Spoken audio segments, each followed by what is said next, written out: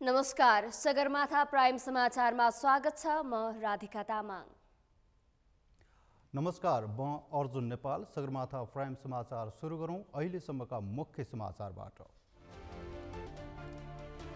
संविधान र कानूनको अवलम्बन हुन नसकेको राष्ट्रपति भण्डारीको भनाई। नीति तथा कार्यक्रमको प्रभावकारी कार्यान्वयनमा पुनर्विचार गर्न सरकारलाई आग्रह।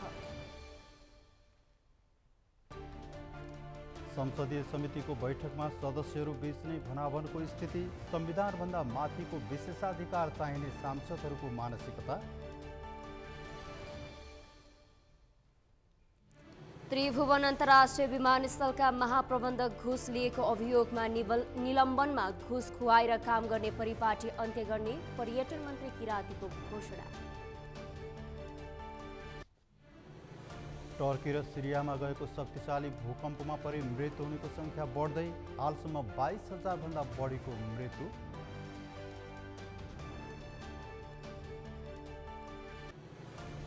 र महिला T20 विश्वकप क्रिकेट आजदेखि सुरु हुँदै विश्वकपमा 10 देश सहभागी। उद्घाटन खेल आयोजक दक्षिण अफ्रिका र श्रीलङ्का बीच हुने।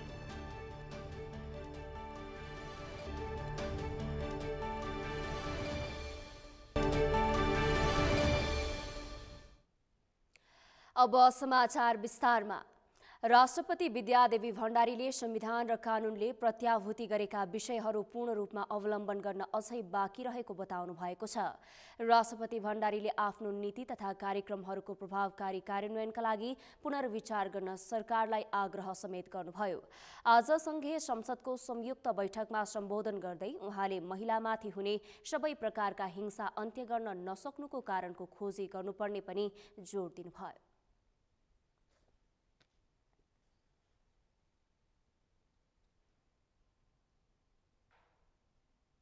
लेखेका केही मूल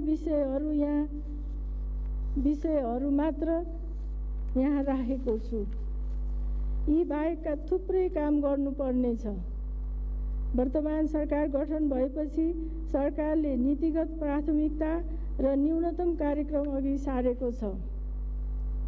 ती विषयहरूलाई कार्यान्वयन गर्न सरकारले समयबद्ध कार्ययोजना पनि बनाइसकेको छ। यसलाई नतिजा प्राप्त हुने गरी तत्कालै कार्यान्वयनमा लैजानेछ भन्ने मेरो विश्वास छ।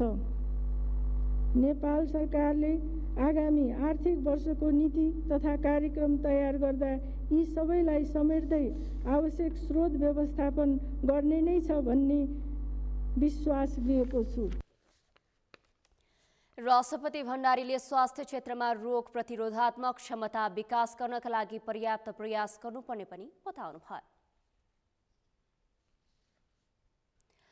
प्रतिनिधि सभा नियमावली मस्यौदा समितिको बैठकमा सांसदहरूले न्यायालयको कार्य सम्पादनप्रति प्रश्न उठाएका छन्। संविधानभन्दा माथिको विशेषाधिकार चाहिने मानसिकता सांसदहरूमा देखिए। फौजदारी अभियोग लागेर फरार रहेका र पूर्वपक्षका लागि थुनामा रहेका सांसदलाई निलम्बन गर्न नहुने उनीहरूको तर्क थियो। एक रिपोर्ट।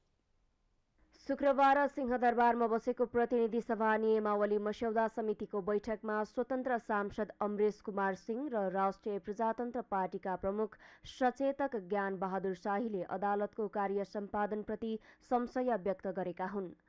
जनताका लागि आवश्यक ऐन निर्माण गर्ने जिम्मेवारी पाएर विधायकी भूमिकामा रहेका सांसदद्वयले फौजदारी अभियोग लागेर फरार रहेका पूर्वपक्षका लागि थुनामा रहेका सांसदलाई निलम्बन गर्न नहुने आफ्नो तर्कलाई सदर गराउने प्रयासमा न्यायालयको कार्य सम्पादनमाथि संशय प्रकट गरेका हुन्। जो अदालतले पछि र सिडिओ कार्यालयले गलत ठहरायो, थुनिन त परियो नि। यो थुनामा राख्दाखेरि निलम्बन नगर, किनभने सरकार जसको छ निर्बलियोमाथि हावी हुन्छ। प्रहरीले पक्रिँदैमा एकछिन हिरासतमा राख्दैमा सांसदलाई निलम्बन गर्ने, यो चाहिँ तपाईँको अहिलेको संविधान र सत्ता पक्ष र सरकार पक्षले जहिले पनि निर्बलियोमाथि र सदनमा बोल्नेहरूमाथि यो तपाईँको एउटा हतियारको रूपमा प्रयोग गर्छ। यो गलत छ, किनभने स्वयं हामीले भोगेर आएका छौँ यो कुरा। अब अदालतले दिएर थुनामा राख्यो भन्ने कुरा, अदालत कतिको तपाईँको हामीले त एउटा एजम्सन मान्ने हो नि, अदालत भनेको निष्पक्ष छ भन्ने हो। तर मैले मेरो जीवनमै भयो कारण अदालत निष्पक्ष छैन। 24 घण्टाभित्र कुनै पनि मुद्दामा इभन पिटापिट भएकोमा पनि कुनै दिवानी फौजदारी दिवानी मुद्दामा पनि समात्यो भने त्यो अदालतबाट म्याद थप गराउँछ, त्यसलाई म्याद थप भन्छ। त्यसले अदालतले दोषी छ त्यो भन्दैन। पुलिसले अनुसन्धान गर्नमा पुलिसलाई त्यो अधिकार दिएको छ कि पुलिसले फ्री अनुसन्धान गरौँ। त पुलिस यहाँ स्वतन्त्र निष्पक्ष छ कि छैन, त्यहाँ प्रश्न त त्यहाँ छ नि। यहाँ पुरा प्रश्नको क्वेसन उठिरहेको छ कि पुलिस प्रत्यक्ष जो पुलिसको प्रमोसन पोस्टिङ पैसा लिएर भइरहेको छ। जनता समाजवादी पार्टीका सांसद प्रदीप यादवले अदालतले मुद्दा किनारा नलगाएसम्म सांसदलाई अभियुक्त करार गरेर निलम्बन गर्न नमिल्ने तर्क गरेका छन्। जबसम्म अदालतले अन्तिम किनारा नलगाएसम्म त्यसलाई अभियुक्त मान्नु हुँदैन। लोकतान्त्रिक समाजवादी पार्टीका सांसद सर्वेन्द्रनाथ शुक्लाले पूर्वपक्षका लागि थुनामा राखिएको सांसदको पद निलम्बन नगर्न आग्रह गरेका छन्। उनले थुनामा पठाएका सांसदलाई पनि शङ्काको लाभ दिनु न्यायसङ्गत हुने उल्लेख गरेका छन्। यो सांसदमाथि अन्याय हुन्छ कि हुँदैन, जो आधार निर्णयमा पूर्वपक्षको लागि थुनामा परिरहेछ ऊ निलम्बनमा पर्ने कि, किनभने अरू सेवा सुविधा रोक्ने कुरामा त निर्विवाद छ। यदि ऊ चाहिँ पूर्वपक्षको लागि थुनामा छ भने उसको सेवा सुविधा रोक्नुपर्छ, किन त्यो त रिटर्नेबल हो। भोलि फुकुवा भयो भने उसले पाउँछ। तर जति ऊ चाहिँ यदि उसलाई अन्याय भयो निलम्बनमा परेको छ भने यो सांसद निलम्बनमा परेको सांसद हो भन्ने कुरा त ऊ त कहिले पनि छुटकारा पाउँदैन त्यो दोषबाट, त्यो कलङ्कबाट। त्यसैले मलाई के लाग्छ भने सभापति महोदय, यो जबसम्म न्यायालयको निर्णय आउँदैन तबसम्म निलम्बनको कुरा छोडिदिउँ, अरू सेवा सुविधा रोकौँ।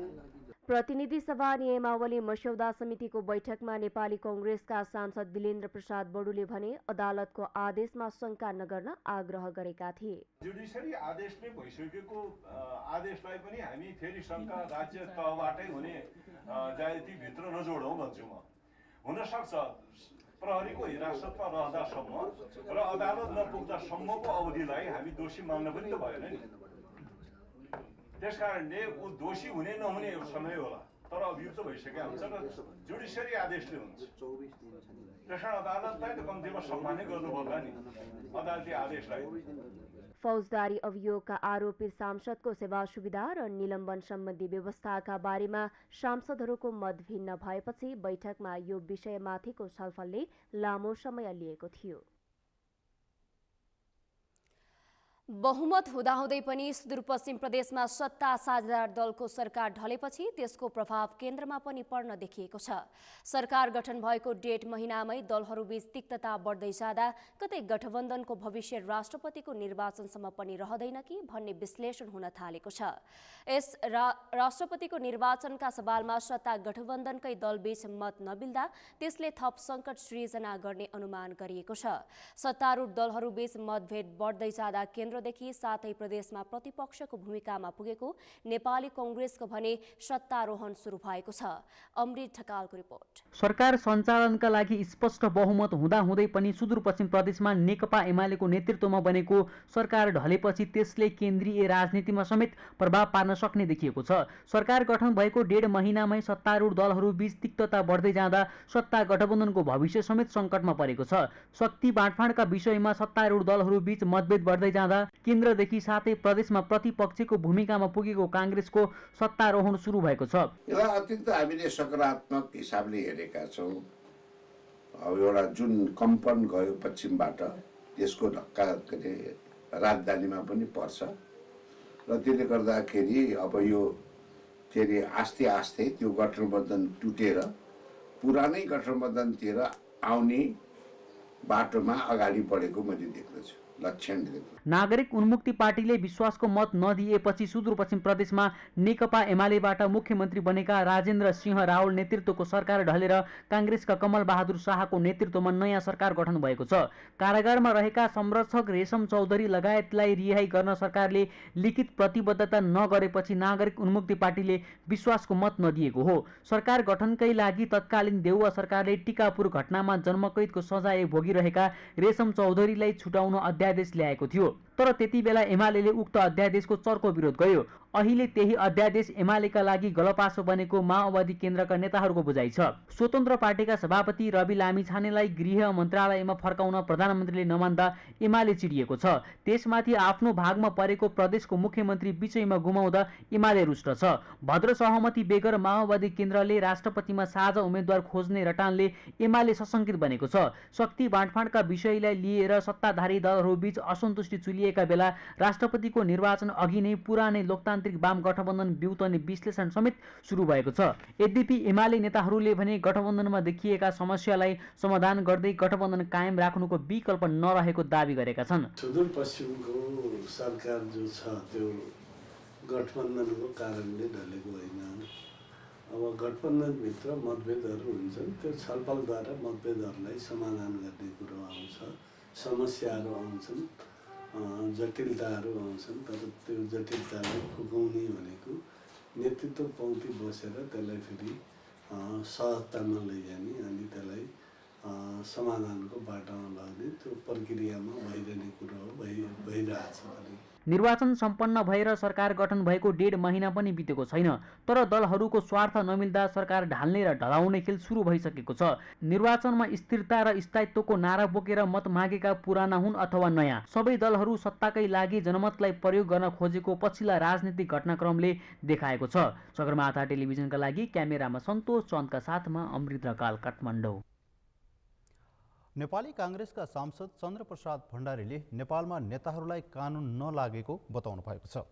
आज विवेकशील साझा पार्टीको पहिलो महाधिवेशनलाई सम्बोधन गर्दै उहाँले यस्तो बताउनु भएको हो। उहाँले नेपालमा कानुन लागेको भए अहिले आफूलाई भगवान ठान्ने नेताहरू सबै जेलमा हुने बताउनु भयो। उहाँले नेपालको कानुनले नेताहरू समक्ष आत्मसमर्पण गरेको बताउनु भयो।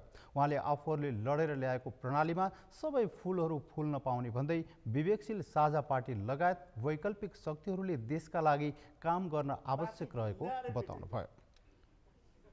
झुन्डाएर पिटेको त्यो पिटाइभित्र यति आनन्द थियो, यति सम्बन्ध थियो कि त्यो मित्रता मेरो अहिले पनि छ। यस्तो हुन्छ क्या तपाईँले, तर हामी हरेक कुरालाई विरोधको रूपमा हेर्छौँ, हरेक कुरालाई आलोचनाका रूपमा हेर्छौँ, हरेक कुरालाई गाली गलौजका रूपमा हुन्छौँ। जसले जति गाली गरौँ हामी ताली पिट्छौँ। फेरि त सदनदेखि सडकसम्म सबै त्यही हो। कन्स्ट्रक्टिभ कुराहरूपट्टि हाम्रो ध्यान छैन। त्यसैले यो मुलुक अगाडि बढ्न सकेन। हामीले जे सोचेर राजनीतिमा लागेका थियौँ, यिनै नेता ईश्वर हुन् भन्ने लाग्यो हामीलाई। यिनका निम्ति हाम्रो समाज, हाम्रो संस्कृति, हाम्रो सम्बन्ध तहस नहस पार्यौँ। तर नेपालमा कानुनले काम गरेको भए हामीले देवता मानेका धेरै नेताहरू जेलमा हुन्थे। मेरो सत्य हो। तर नेपालमा कानुनले कामै गरेन, आत्मसमर्पण गर्यो। सांसद भण्डारीले युवा नेताहरू पार्टीमा नबोलेको प्रति असन्तुष्ट व्यक्त गर्नुभयो। युवाहरूले पार्टीमा भएका चुनौतीको समाधान गरी देश बनाउने सपना बनाउनु पर्ने उहाँको भनाइ थियो।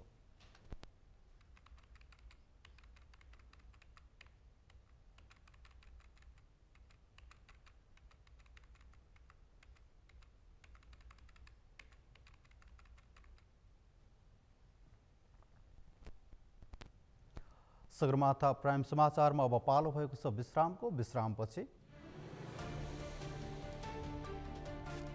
त्रिभुवन अन्तर्राष्ट्रिय विमानस्थलका महाप्रबन्धक घुस लिएको अभियोगमा निलम्बनमा, घुस खुवाएर काम गर्ने परिपाटीको अन्त्य गर्ने पर्यटन मन्त्री किराँतीको घोषणा। सरकारी सेवा लिन जनतालाई अझै उस्तै शास्ति, प्रधानमन्त्रीको निर्देशन समेत कार्यान्वयन भएन, सरकारी कार्यालयको आफ्नै बहानाबाजी। र हिउँदे वर्षा नहुँदा खाद्यान्न उत्पादनमा कमी आउने विज्ञको दावी, खाद्य सुरक्षामा सतर्कता अपनाउन सरकारलाई सुझाव।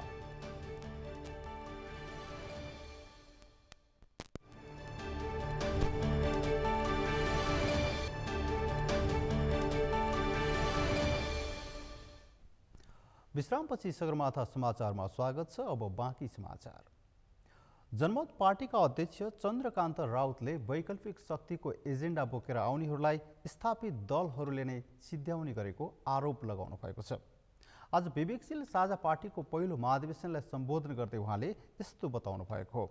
उहाँले वैकल्पिक शक्तिको एजेन्डा बोकेर आउने राजनीतिक दलहरूलाई स्थापित दलहरूले नै कुनै न कुनै मुद्दा लगाएर असफल बनाउने प्रयास भइरहेको बताउनुभयो। उहाँले नयाँ शक्तिको एजेन्डा बोकेका वैकल्पिक राजनीतिक दलहरूले सदनलाई भन्दा पनि सडकलाई पहिलो प्राथमिकता दिनुपर्ने बताउनुभयो। उहाँले राजनीतिक पार्टीको रूपमा दर्ता हुँदैमा सरकारमा जानुलाई नै सबैभन्दा ठूलो प्राथमिकता बनाउन नहुने बताउनुभयो। उहाँले सबै वैकल्पिक राजनीतिक शक्तिहरू एक ठाउँमा उभिनुपर्ने बताउनुभयो। उहाँले वैकल्पिक शक्तिहरू एक ठाउँमा बसेर क्रान्तिको बीजारोपण गर्न सके मात्रै दलीय सिन्डिकेट तोडेर अघि बढ्न सकिने दावी गर्नुभयो। गाली पनि गरेकै हुन्छ। यति साह्रो वितृष्णा हुँदाहुँदै पनि विद्यमान राजनीतिक शक्तिहरू नेताहरूप्रति यति साह्रो असन्तुष्टि हुँदाहुँदै पनि वैकल्पिक राजनीतिले आफ्नो बाटो किन अगाडि लग्न सकेन त? त्यो चाहिँ यहाँ अहम प्रश्न छ। हामीले त्यसलाई किन अब ठेट भाषामा भन्दा क्यास गर्न सकेन? असन्तुष्टि त त्यहाँ छ, चरम भ्रष्टाचार छ, कुशासन छ, हरेकतिर व्यथिति छ, ढिलासुस्ती छ, सबै कुरा छ। त्यही पनि त्यो जनसमर्थन चाहिँ वैकल्पिक शक्तिको रूपमा चाहिँ किन रूपान्तरित हुँदैन, त्यो चाहिँ सोच्नुपर्ने बेला हो। अध्यक्ष राउतले वैकल्पिक शक्तिहरूले स्थापित गरेका तरिका र निर्वाचनका माध्यमबाट मात्रै अघि बढ्न सकिने कुरा सोच्न नहुने पनि बताउनुभयो।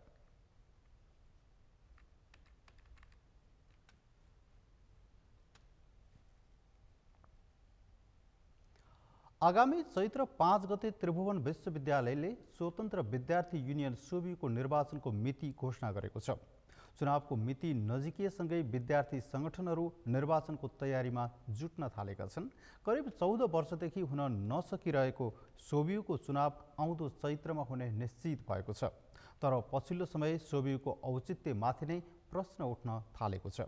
सोभियु निर्वाचन विद्यार्थीको हक हित र न्यायका लागि नभई नेता जन्माउने थलोको रूपमा स्थापित हुँदै आएको छ। यशोता भण्डारीको रिपोर्ट। प्रत्येक 2-2 वर्षमा हुनुपर्ने सोभियुको चुनाव 2065 साल यतादेखि नियमित हुन सकेको थिएन। राजनीतिक दलको दबाव, ठूला विद्यार्थी सङ्गठनको तयारी नहुँदा र त्रिवीले पनि चासो नदेखाउँदा सोभियु चुनाव करिब 1.5 दशकदेखि हुन सकिरहेको छैन। 2073 सालमा केही क्याम्पसहरूमा आंशिक रूपमा मात्र सोभियुको चुनाव भएको थियो। सोभियुको चुनाव निरन्तर नहुँदा क्याम्पसको महत्त्वपूर्ण निकायमा विद्यार्थीको प्रतिनिधित्व घटेको छ। विगत लामो समयसम्म स्थगित भएको सोभियुको चुनाव त्रिभुवन विश्वविद्यालयले आगामी चैत्र 5 मा गर्ने घोषणा गरेको छ। यसका लागि विभिन्न विद्यार्थी सङ्गठनहरू चुनावको तयारीमा जुटेका छन्। नेपाली काङ्ग्रेस निकट नेपाली विद्यार्थी सङ्घका अध्यक्ष दुजाङ शेर्पाले विश्वविद्यालयमा भर्ना हुने विद्यार्थीको सङ्ख्या घट्दै गएको र शैक्षिक गुणस्तर खस्किँदै गएकोले सोभियुको चुनावको आवश्यकता खड्किएको बताएका छन्। आज तपाईको चाहिँ त्रिभुवन विश्वविद्यालयमा को मेजर स्टेक होल्डर विद्यार्थीको प्रतिनिधित्व विहीन छ। आज क्याम्पसको सञ्चालक समितिहरू विद्यार्थीको प्रतिनिधित्व नभएको कारणले गर्दाखेरि विद्यार्थीको आवाजहरू तपाईको चाहिँ क्याम्पस प्रशासनले विश्वविद्यालयका पदाधिकारीहरूले नेग्लेक्ट गरिरहेको अवस्था छ भने यस कारणले गर्दाखेरि पनि स्वतन्त्र विद्यार्थी युनियनको निर्वाचन अनि हो। नेकपा एकीकृत समाजवादी निकट अनुराग सोभियुको अध्यक्ष सुदेश पराजुलीले भने आउँदै गरेको सोभियुको निर्वाचनलाई उत्सवको रूपमा लिएको बताएका छन्। उनले यो चुनाव त्रिवीको मान्यता प्राप्त निश्चित क्याम्पसहरूमा मात्र सीमित नभई सबै क्याम्पसहरूमा हुनुपर्ने तर्क गरेका छन्। उनले सोभियु चुनाव विद्यार्थीहरूले भोग्दै आएको समस्या समाधान गर्नका लागि समर्पित हुने बताएका छन्। हामी यो निर्वाचनलाई व्यापक उत्सवका रूपमा स्वागत गर्न चाहन्छौँ। साथसाथै यसमा हाम्रा केही प्रश्न र रिजर्भेसनहरू पनि छन्। स्वतन्त्र विद्यार्थी युनियन आरआर क्याम्पसका निम्ति, अस्कल क्याम्पसका निम्ति, मिनमोहनका निम्ति, पृथ्वीनारायण क्याम्पसका निम्ति, महेन्द्र रत्नका निम्ति, सरस्वतीका निम्ति, पिवाइसीका निम्ति मात्रै होइन। यो स्वतन्त्र विद्यार्थी युनियनको निर्वाचन सबै विश्वविद्यालयमा सोभियुको निर्वाचन हुनुपर्छ। यता नेकपा एमाले निकट अनुराग सोभियुको उपाध्यक्ष मोती विक सही राजनीति नहुँदा शिक्षा नीति र विश्वविद्यालयको स्तर खस्किएको बताउँछन्। यसका लागि सोभियु चुनाव हुनुपर्नेमा उनी बताउँछन्। आज हामी स्वास्थ्य, शिक्षा र रोजगार हामीले संविधानभित्र नैसर्गिक अधिकारको रूपमा राखिसकेका छौँ। आज त्यो नैसर्गिक अधिकार भइरहँदा हामीले त्यो कुराहरू पुरा गर्न सकेका छौँ त भन्दाखेरि त्यो पनि सकेका छैन। अहिलेको विद्यार्थी आन्दोलनको मूल मर्म, मूल उद्देश्य भनेको नेपालको संविधान 2072लाई पूर्ण कार्यान्वयन गराउनेतिर दबाब दिनु नै छ र जनतामा जागरण पैदा गर्नु नै छ। स्वतन्त्र विद्यार्थी युनियन सोभियुको औचित्य के भन्ने बारेमा अहिले प्रश्न उठ्ने गरेको छ। यस्ता चुनावहरू नेता उत्पादन गर्ने भर्ती केन्द्र सिवाय अरू केही नभएको विश्लेषकहरू खरो तर्क गर्छन्। विद्यार्थी युनियनको निर्वाचन त गएको 15-20 वर्षदेखि भइरहेको छैन नि त। यदि यसको औचित्य थियो भने त यसको त आवधिक रूपमा निर्वाचन हुन्थ्यो होला नि त। यीबाट बुझिन्छ कि यसको के औचित्य छैन, तर उनीहरूले यसलाई किन चाहिँ बरकरार राखेका छन् भने त्यहाँबाट आफ्नो उल्लु साध्ने, विद्यार्थी युनियनलाई एउटा मञ्च बनाएर अनि त्यहाँबाट क्याम्पसलाई थर्काएर, विश्वविद्यालयलाई थर्काएर, अनि त्यहाँभित्रका कर्मचारीहरूलाई हप्काएर, अनि त्यहाँ बिचौलियाहरूले र कथित जो नेतृत्व मण्डली छ त्यो नेतृत्व मण्डलीले हालिमुहाली गर्नको लागि तपाईँ यी कर्मचारीमै आउनु। तपाईँ विद्यार्थी संगठनका विद्यार्थीहरूलाई शिक्षाविदहरू विद्यार्थीको रूपमा नभई फगत राजनीतिक दलका कार्यकर्ताको रूपमा हेर्ने गरेका छन्। विद्यार्थी संगठनहरूले गुणस्तरीय शिक्षा, सिप र रोजगारको विषयमा लड्नुको साटो राजनीतिक दलहरूको झण्डा बोक्नमै सीमित भएका छन्। म त विद्यार्थी नै होइनन् भन्ने मान्छे परे। विद्यार्थी सङ्घ सङ्गठनका मान्छेहरूलाई मैले विद्यार्थी भन्दिनँ, तिनीहरू विद्यार्थी होइनन्। भयो भने कोही एउटा दुईटा झुक्कीफुक्की भयो होलान्। किन त्यसो भनेदेखि तिनीहरू राजनीतिक दलका कार्यकर्ता हुन्। विद्यार्थीको काम त के हुन्थ्यो भने पढाइ कसरी भयो, हामीले खोजेको विषय पाएन, गतिलो सिप हामीले सकेनौँ, हामी चाहिँ अन्तर्राष्ट्रिय जगतमा चाहिँ बिक्न सक्ने किसिमको अवस्था हामीसँग छ कि छैन, यहाँ सम्भावना के छ, यो बारेमा संवाद गर्नुपर्ने नि। अहिलेसम्म शिक्षक विद्यार्थीहरूको सङ्घ सङ्गठनहरूले यसरी संवाद नगर्दो रहेछ। देशमा गुणस्तर शिक्षा र रोजगारीको सुनिश्चितता नहुँदा ठूलो संख्यामा विद्यार्थीहरू विदेशी नै गरेका छन्। विद्यार्थी संगठनहरूले शिक्षाको गुणस्तर बढाउन पहल थाल्नुभन्दा पनि राजनीति मात्रै गरेको आरोप लाग्ने गरेको छ। त्यसैले सोभियत निर्वाचनबाट राजनीति गर्ने भन्दा पनि विद्यार्थीको हक हित अधिकारका साथै गुणस्तरीय शिक्षाका क्षेत्रमा काम गर्न सक्नुपर्छ। यसो हुन सके सोभियत निर्वाचनको औचित्य साबित हुनेछ। सगरमाथा टेलिभिजनका लागि क्यामेरामा सुनिल कोलीका साथमा यशोदा भण्डारी, काठमाडौँ।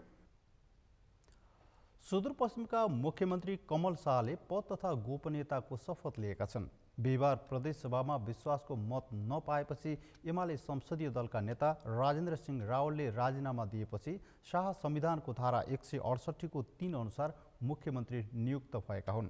शाहसँगै काङ्ग्रेसबाट प्रकाश देउवाले, भौतिक पूर्वाधार विकास मन्त्री र एकीकृत समाजवादीबाट नरेश शाहीले आर्थिक मामिला मन्त्रीको शपथ लिएका छन्। कैलालीबाट दिनेश विष्टको रिपोर्ट। नेपाली कांग्रेस सुदूरपश्चिम संसदीय दलका नेता रहेका कमल शाह बिहिबार मुख्यमन्त्रीमा नियुक्त भएका थिए। एमाले संसदीय दलका नेता रहेका राजेन्द्र सिंह रावलले विश्वासको मत नपाएपछि शाह संविधानको धारा 168 को 3 अनुसार मुख्यमन्त्री नियुक्त भएका हुन्। शाहले शुक्रबार प्रदेश प्रमुख देवराज जोशीबाट पद तथा गोपनीयताको शपथ लिएका छन्। शपथसँगै शाहले मुख्यमन्त्री तथा मन्त्री परिषदको कार्यालयमा आफ्नो पदभार सम्हालेका छन्। पदभार ग्रहणसँगै शाहले भ्रष्टाचार सम्बन्धी धेरै कुरा बाहिर आएकाले त्यसको अन्त्यका लागि छानबिन गर्ने निर्णय गरेका छन्। भ्रष्टाचारलाई निर्मूल गर्ने उद्देश्यले भ्रष्टाचार विरुद्धको प्रादेशिक कार्य योजना तजुरमा समिति गठन गर्ने निर्णय गरेको शाहले बताएका छन्। सो समितिले 30 दिनभित्र प्रदेशको अवस्था तयार पार्ने र त्यसपछि आवश्यक कदम चालिने शाहले बताएका छन्। भ्रष्टाचार सम्बन्धी धेरै कुराहरू बाहिर आएका छन् र हामीले भ्रष्टाचारलाई कसरी नियन्त्रण गर्न सकिन्छ र यसको निर्मूल कसरी गर्न सकिन्छ भन्ने सन्दर्भमा आज एउटा निर्णय गरेका छौँ। त्यसमा एउटा समिति बनाएका छौँ जसले 30 दिनभित्र आफ्नो प्रतिवेदन पेश गर्नेछ र त्यो प्रतिवेदनका आधारमा हामी थप कार्ययोजनाहरू लागू गर्नेछौँ र त्यसमा भ्रष्टाचार विरुद्धको प्रादेशिक कार्ययोजना तर्जुमा समिति गठन गर्ने भन्ने हामीले निर्णय गरेका छौँ। त्यस्तै प्रदेशको भौतिक पूर्वाधार विकास मन्त्रीमा प्रकाश देउवा नियुक्त भएका छन्। कैलाली क्षेत्र नम्बर 5 खबाट निर्वाचित देउवा कांग्रेसको तर्फबाट मन्त्री नियुक्त भएका हुन्। देउवाले मन्त्रालयको कार्यभार सम्हाल्दै सुदूरपश्चिमको भौतिक पूर्वाधार क्षेत्रको विकासमा उल्लेख्य भूमिका खेल्ने बताएका छन्। मन्त्री देउवाले गुणस्तरीय सडक पुलको गुणस्तरीय चित्र तयार पार्ने निर्णय गरेका छन्। प्रदेश स्तरीय सडक पुलको स्ट्यान्डर्ड ड्रोइङ तयार गर्ने स्वीकृत भएको छ। आज फर्स्ट निर्णय त्यही हो। यसले चाहिँ हामीले प्रदेशबाट बनिरहेका पुलहरू क्याटेगोराइज वाइज कुन कुन स्ट्यान्डर्डको हुने भनेर एउटा स्ट्यान्डर्ड तोकेर हाम्रो मन्त्रालय बनाउने भनेर हाम्रो मन्त्रालयले आज निर्णय गरेको छ। यो त आजको निर्णय मात्रै हो, त्यसपछि गर्ने कामहरू के कस्तो अगाडि अब यो के अरे यो सङ्घीयतामा यो प्रदेशको दोस्रो कार्यकालको होइन प्रदेश सरकारले नयाँ गएको विगत 5 वर्षमा केही काम गर्यो, उसका केही नीति नियम अहिले पनि हामी यहाँ लिँदाखेरि उहाँहरूको के आफ्ना धाराहरू छन्। यस्तै एकीकृत समाजवादीबाट आर्थिक मामिला मन्त्रीमा नियुक्त भएका नरेश शाहीले पनि पदभार ग्रहण गरेका छन्। शाहीले कुनै पनि निर्णय गरेका छैनन्। मन्त्री शाहीले संविधान तह हस्ताक्षर गर्नै पर्ने भए गर्ने, तर अध्ययन बिना कुनै निर्णयमा हस्ताक्षर नगर्ने बताएका छन्। युवा उद्यमशीलता र ग्रामीण अर्थतन्त्रलाई मध्यनजर गर्ने गरी निर्णय गर्ने शाहीको भनाइ छ। मैले चाहिँ अहिले कुनै पनि फाइल सिग्नेचर गरेको छैन। म चाहिँ के सोच्छु भने संविधान चाहिँ नगरी नहुने विषय हो भने सिग्नेचर गर्ने, नत्र कुनै पनि फाइल मन्त्री आउने बित्तिकै सिग्नेचर गर्नुपर्छ भन्ने छैन। डिपली स्टडी गरेर त्यो विषय नै जरुरी हो कि होइन, त्यो विषयका विषयमा प्रोसेस के हो त्यो सबै कुराहरू बुझेर स्टडी गर्ने हो। हाम्रो चाहिँ सचिवज्यूले फाइल पेश गर्नुभएको छ, त्यो फाइल हामी स्टडी गर्दैछौँ। त्यसका सट्टा अर्को प्रस्ताव पनि आउन सक्छ। खास गरिकन मेरो रुचि चाहिँ युवा उद्यमशीलता र ग्रामीण अर्थतन्त्रको विषयमा छ। हामी छलफल गर्दैछौँ, कुनै पनि सिग्नेचर भइसकेको छैन। संविधानको धारा 168 को 3 अनुसार मुख्यमन्त्री नियुक्त भएका कांग्रेस संसदीय दलका नेता शाहले पनि 30 दिनभित्र विश्वासको मत लिनुपर्नेछ। यदि शाहले पनि विश्वासको मत लिन नसके बहुमत प्रदेशसभा सदस्यको समर्थन लिएको जुनसुकै सदस्यलाई प्रदेश प्रमुखले मुख्यमन्त्रीमा नियुक्त गर्न सक्नेछन्। सगरमाथा टेलिभिजनका लागि कैलालीबाट दिनेश विष्टको रिपोर्ट। एयरलाइन्ससँग घुस मागेको अडियो भेटिएसँगै त्रिभुवन अन्तर्राष्ट्रिय विमानस्थलका महाप्रबन्धक प्रेमनाथ ठाकुर निलम्बनमा परेका छन्। थाई स्माइल एयरलाइन्सका प्रतिनिधिसँग घुस मागेको अडियो फेला परेसँगै संस्कृति पर्यटन तथा नागरिक उड्डयन मन्त्रालयले उनलाई निलम्बन गरेको हो। के छ अडियोमा एक report. Just Ravi told me I had already set up. I already solved this problem. He told me. Ravi? Yes. And I'll provide you. And Ravi told me. Just. Tribhuvan अन्तर्राष्ट्रिय विमानस्थलका महाप्रबन्धक प्रेमनाथ ठाकुरले थाई स्माइल एयरलाइन्ससँग घुस रकम deal गरेको audio फेला परेको छ। अहिले बन्द रहेको थाई एयरवेजले पाएको ग्राउन्ड ह्यान्डलिङलाई निरन्तरता दिन ठाकुरले एयरवेजका अधिकारीसँग घुस मागेको अडियो फेला परेको हो। Any kind of some things put there and if you want to invoice from your GSA. Yes. Yes. He will arrange. He will arrange. Something like that. Maybe can or cannot. But I think the letter from the GSA not to write about the yearly payment or something to the airport or to the TIA. Or he can arrange some festival or some get together. प्राप्त अडियोमा ठाकुरले एयरवेजका अधिकारीसँग रकमका विषयमा गरिएको कुराकानी सुनिएको छ। ठाकुरले एयरवेजका अधिकारीसँग रकमको कुरा गरेपछि यो विषयमा आफूले माथिल्लो निकायमा कुरा गरेको तर इन्भोइस अर्थात् रसिद बिना दिन नमिल्ने जवाफ दिएको अडियोमा सुनिन्छ। Ravi can arrange. Ravi no, and I also contact to my senior in the Bangkok. Yes. And he know you, Mr. Pisanua? Yeah. And Mr. Pisano maybe contact some guy named Mr. Kishan. Kishan. And I know Mr. Kishan. And Mr. Kishan understand, but I try to find a way to pay, but I cannot bring out the money without invoice. यति मात्रै होइन, GM ठाकुरले एयरवेजका अधिकारीसँग Thai एयरवेजको welfare फन्डबाट so रकम उपलब्ध गराउन सकिने भन्दै यसका लागि बोससँग कुरा गर्न समेत बताएका छन्। If you have welfare fund don't have now for this year I have a lot of fund in the account, the concession fee. It's like have we GSA issue the like a app for यो audio फेला परेसँगै नागरिक उड्डयन तथा पर्यटन मन्त्रालयले महाप्रबन्धक ठाकुरलाई निलम्बन गरेको छ। थाई स्माइल एयरलाइन्सका प्रतिनिधिसँग गैर कानुनी लाभ लिने उद्देश्यले गरेको कुराकानीको अडियो सामग्री प्राप्त भएसँगै निलम्बन गरिएको मन्त्रालयको विज्ञप्तिमा उल्लेख छ। अडियोबारे अनुसन्धान गर्न मन्त्रालयले अख्तियार दुरुपयोग अनुसन्धान आयोगलाई पत्र पठाएको छ। प्रधानमन्त्रीको पदभार ग्रहण गरे लगत्तै पुष्पकमल दाहालले सबै सार्वजनिक सेवा सहज बनाउने प्रतिबद्धता जनाए। तर 1 महिना बढी हुँदा पनि सर्वसाधारणले सहज सेवाको अनुभव भने गर्न सकेका छैनन्। काठमाडौँको जिल्ला प्रशासन कार्यालय, यातायात व्यवस्था कार्यालय, राजधानी विभागमा अझै पनि सहजै सेवा पाइँदैन। प्रधानमन्त्रीको प्रतिबद्धतासँगै सरकारी सेवाबाट वाक्क दिक्क भएका आम नागरिकको आशा अहिले निराशामा परिणत हुन थालेको छ। मेनुका लम्सालको रिपोर्ट। यो दृश्य हो जिल्ला प्रशासन कार्यालय काठमाडौँको। कार्यालयमा सेवा लिन आउने सेवाग्राहीको ठेलमठेल छ। प्रधानमन्त्रीको आश्वासनसँगै सेवाग्राहीका लागि टाइम कार्ड लागू गरेको काठमाडौँ जिल्ला प्रशासन कार्यालयमा त्यसको कुनै अनुभव गर्न सकिँदैन। सेवा लिन लाइनमा कुर्नुपर्छ, न कतै बस्ने ठाउँ छ, न समयमा काम हुन्छ। सेवाग्राहीको चापाचाप भद्रगोल व्यवस्थाबीच घण्टौँ लाइन बसेर भित्र पुगेकाले पनि समयमा सेवा पाउन सकिरहेका छैनन्। सरकारी कार्यालयहरूमा भन्दा त सुस्त नै हो। किन भन्दा सरकारी कार्यालय भन्ने बित्तिकै यहाँ मात्र होइन, मालपोत कार्यालय, हाम्रो सरकारी हस्पिटलमै पनि त्यतिको हुन्छ।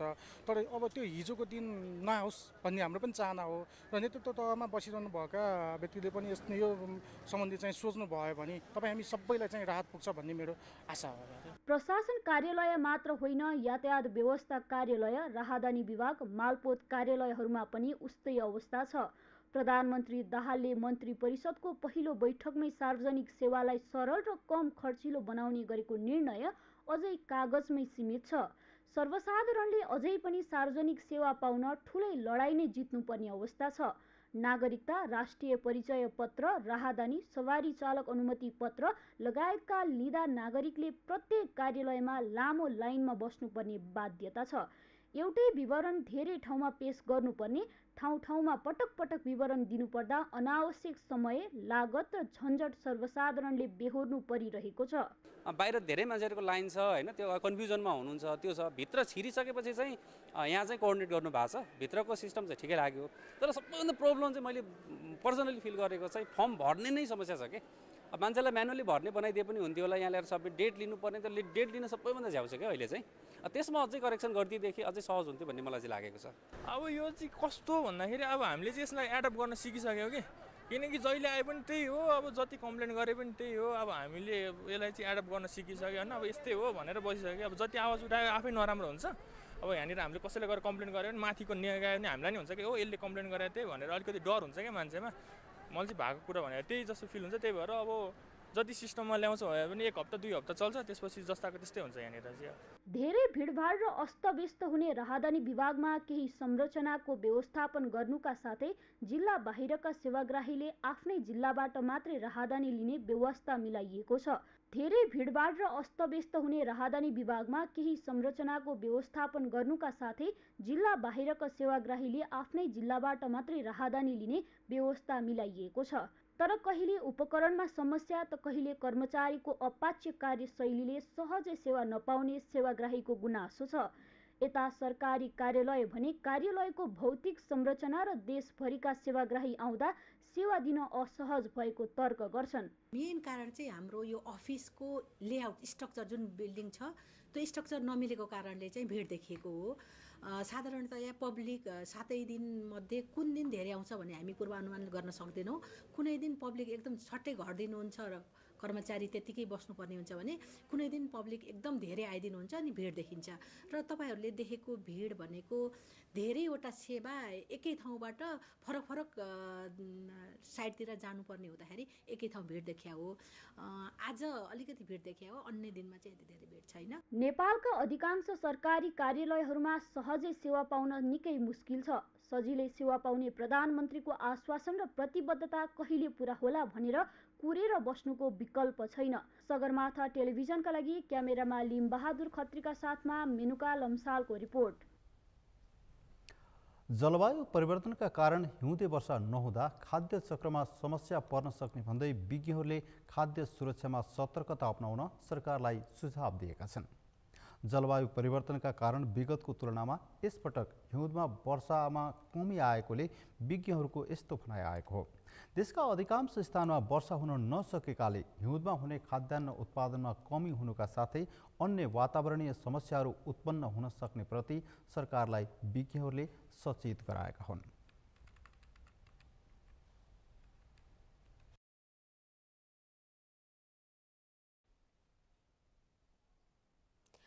मन्दिरै मन्दिरको सहर भनेर चिनिने उपत्यका सांस्कृतिक झल्को देखाउने ढुङ्गे धाराका कारण पनि प्रसिद्ध छ। तर त्यो प्रसिद्धि अहिले दन्त्य कथा चाहिँ बनेको छ। उपत्यकावासीहरू पानीका लागि ढुङ्गे धारा, इनार, पोखरी, नदी, कुवा लगायतमा आश्रित हुने वास्तविकता अहिले कथा चाहिँ भएको छ। बढ्दो जनसङ्ख्या र अव्यवस्थित शहरीकरणका कारण उपत्यकाका अधिकांश ढुङ्गे धारा अस्तित्वको खोजीमा छन्। यमुना सापकोटाको रिपोर्ट। काठमाडौँ उपत्यकामा रहेका 573वटा ढुङ्गेधारा मध्ये 90वटाको अस्तित्व नै हराइसकेको छ। जम्मा 200वटा ढुङ्गेधारामा मात्र पानी आइरहेको छ भने 280वटा ढुङ्गेधारा सुकिसकेको पुरातत्व विभागको तथ्याङ्क छ। पानी आइरहने धाराहरूको पनि संरक्षण हुन नसक्दा लोप हुने अवस्थामा पुगेका छन्। ऐतिहासिक महत्त्व बोकेका ढुङ्गेधाराहरू क्रमशः लोप हुँदै जाँदा सरकारवालाको चिन्ता र चासो बढेको छ। समाज पनि अलिकति अग्रसर भएर जागृत भएर किन आएन भनेर उहाँले पनि अलिकति खोजबिनको प्रयास जारी राख्नुपर्छ, उहाँलाई जवाब दिनुपर्छ। पुरातत्व विभागको कार्यक्षेत्रमा 77वटै जिल्लाको सांस्कृतिक सम्पदाहरू पर्दछन्। मन्त्रालयबाट ढुङ्गेधाराका लागि छुट्टै बजेट नआउने विभागको भनाइ छ। पछिल्लो समय ढुङ्गेधाराको प्रयोग कम हुँदै जानु र विकास निर्माणका कामहरू बढ्दै गएकाले प्राचीन सम्पदाहरूको अस्तित्व घट्दो छ।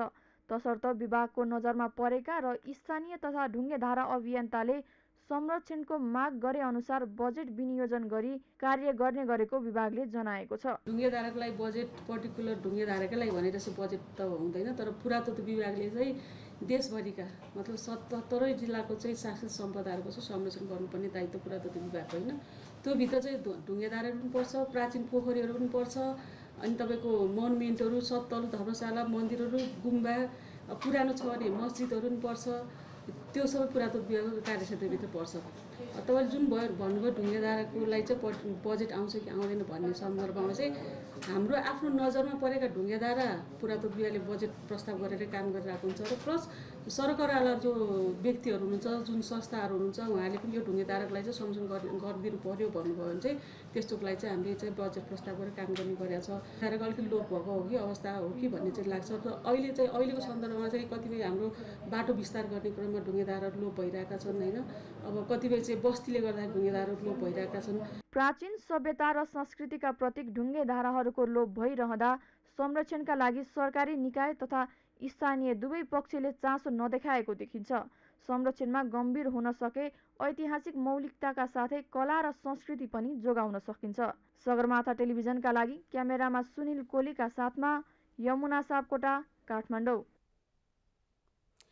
निजगढ नगरपालिकाको एकमात्र आम्दानीको मुख्य स्रोत नदीजन्य पदार्थको ठेक्का लाग्न सकेको छैन।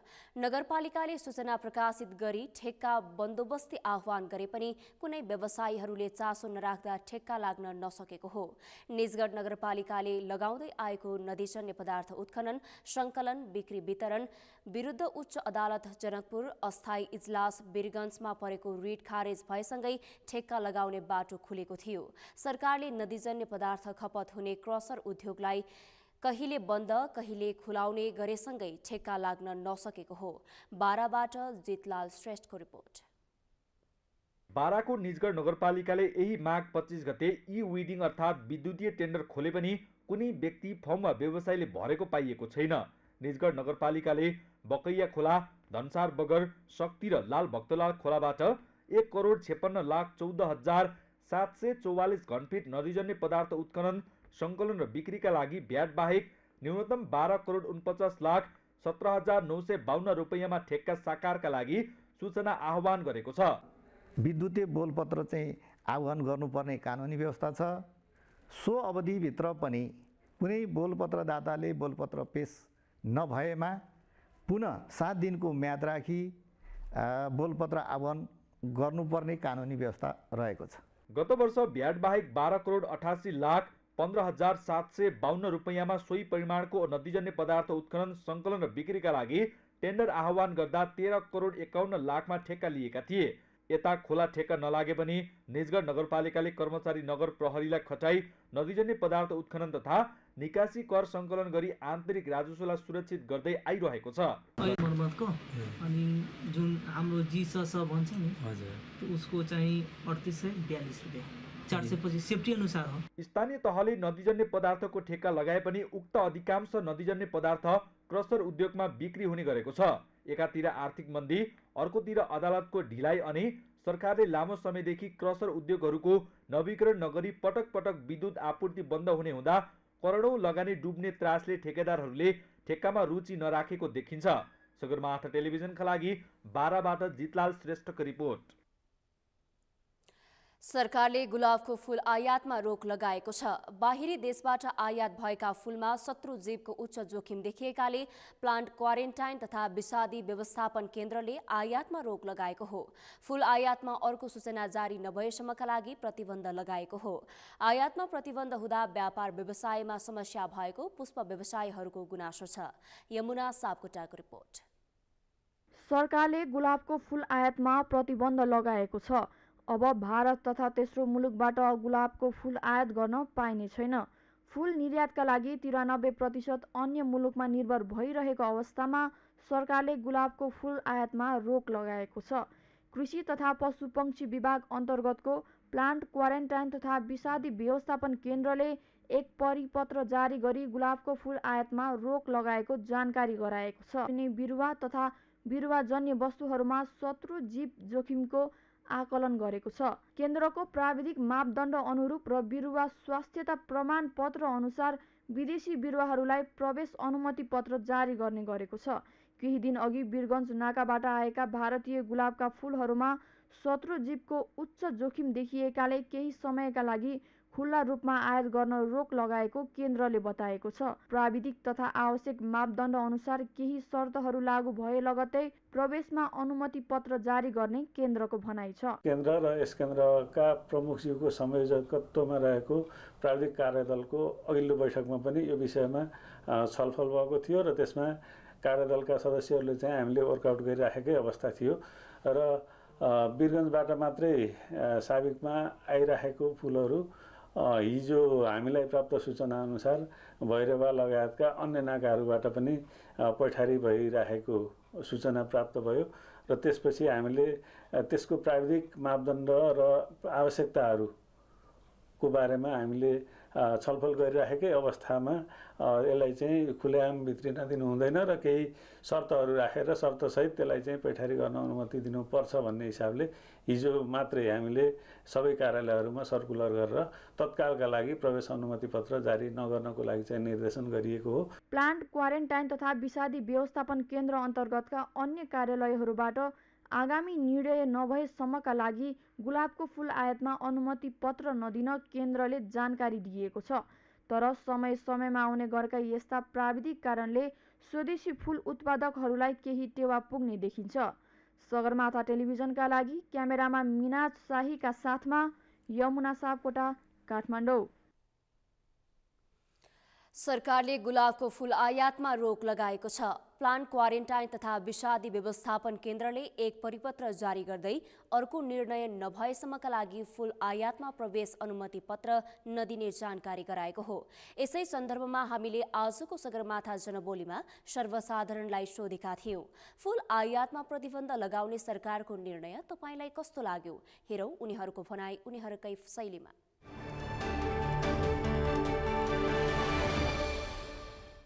मलाई चाहिँ यो निर्णय चाहिँ राम्रै लागेको छ हैन। अब यो भ्यालेन्टाइन डे सेलिब्रेसन गर्ने भनेको यो चाहिँ वेस्टर्न कल्चर हो हैन। त्यही वेस्टर्न कल्चर सेलिब्रेसनको लागि भनेर यत्रो पैसा खर्च गरी गुलाबहरू चाहिँ आयात गर्नु मलाई त्यति राम्रो लाग्दैन। अब आफ्नो कन्ट्रीमा जे छ त्यही युटिलाइज गर्ने। गुलाबको फुल भनेको प्रेमको प्रतीक हो। प्रेमीहरूले रोजेको, प्रेमीलाई आफ्नो हृदय अभिव्यक्ति गर्न रोजेको गुलाबको फुललाई चाहिँ आयात निर्यात गर्न बन्देज गर्दैमा चाहिँ प्रेम गर्न कसैले रोक्नेवाला छैन। र गुलाबको फुलको तपाईँको आयात रोकिनु भनेको चाहिँ विदेशी सरकारी मुद्रा सञ्चित होस्, विदेश नजाओस् भनेर रोकेको हो।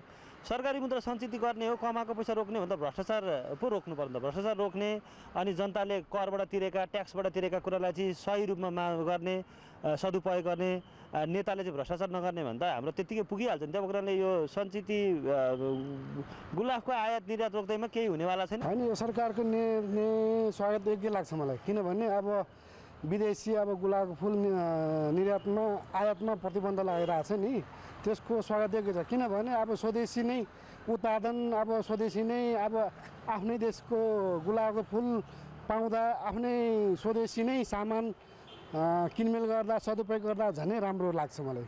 किनभने गुलाबको फुल पनि कति ठाउँमा त व्यापारी प्रयोजनका लागि उत्पादन भइरहेछ होइन। अनि त्यसमाथि पनि स्वदेशी नै उत्पादन आफ्नै भूमिमा प्रयोग गर्दा झन् उत्तम हुन्छ जस्तो महसुस लाग्छ मलाई। यो नियम त ठिक भएन नि। फुल त सबलाई चाहिन्छ नि, पूजा गर्न चाहिँदैन। अनि किन लगाउनु पर्छ त्यस्तो फुलमा दामे? अरू चिजमा चाहिँ केही नगर्ने, नभएको चिजमा चाहिँ गर्ने। मलाई चाहिँ बेठिक लाग्छ, किनभने अब नेपालमा फुलहरू चाहिँ पर्याप्त मात्रा धेरै फुलहरू छैन, त्यस कारणले विदेशबाट मगाउनुपर्छ। अब यो भ्यालेन्टाइनको डेको लागि चाहिँ रोजहरू धेरै आवश्यक पर्छ, त्यस कारणले अब बन्द गऱ्यो भने व्यापार बन्द हुन्छ, त्यस कारणले बेठिक लाग्छ।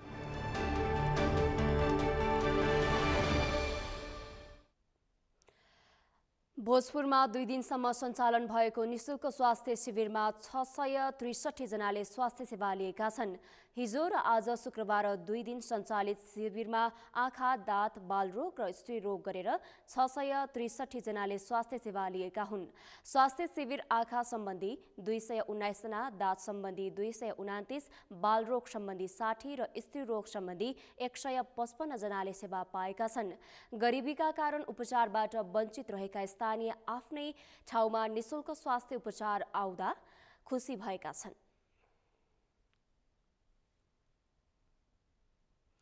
सगरमाथा प्राइम समाचारमा अब पालो विश्रामको। विश्रामपछि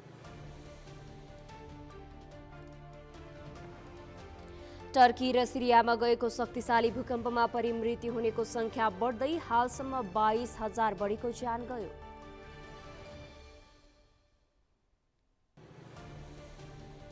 र महिला T20 विश्वकप क्रिकेट आजदेखि सुरु हुँदै विश्वकपमा 10 देश सहभागी। उद्घाटन खेल आयोजक दक्षिण अफ्रिका र श्रीलङ्का बीच हुने।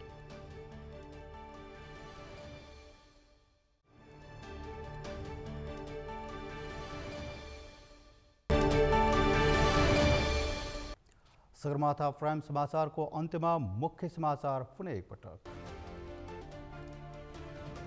संविधान र कानूनको अवलम्बन हुन नसकेको राष्ट्रपति भण्डारीको भनाई। नीति तथा कार्यक्रमको प्रभावकारी कार्यान्वयनमा पुनर्विचार गर्न सरकारलाई आग्रह।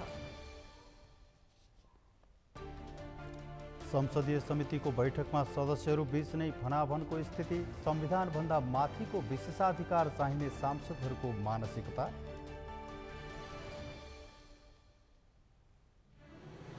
त्रिभुवन अन्तर्राष्ट्रिय विमानस्थलका महाप्रबन्धक घुस लिएको अभियोगमा निलम्बनमा। घुस खुवाएर काम गर्ने परिपाटीको अन्त्य गर्ने पर्यटन मन्त्री किरातीको घोषणा। टर्की र सिरियामा गएको शक्तिशाली भूकम्पमा परि मृत्यु हुनेको संख्या बढ्दै हालसम्म 22,000 भन्दा बढीको मृत्यु।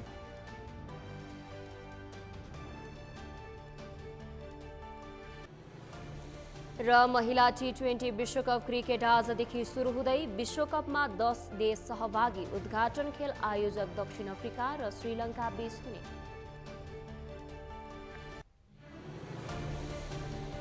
हवस् त सगरमाथा प्राइम समाचार अहिलेलाई सकियो। तपाईँ समाचार बुलेटिनका साथै सगरमाथा टेलिभिजनका सम्पूर्ण कार्यक्रम www.sagarmatha.tv मा पनि पढ्न र हेर्न सक्नुहुनेछ।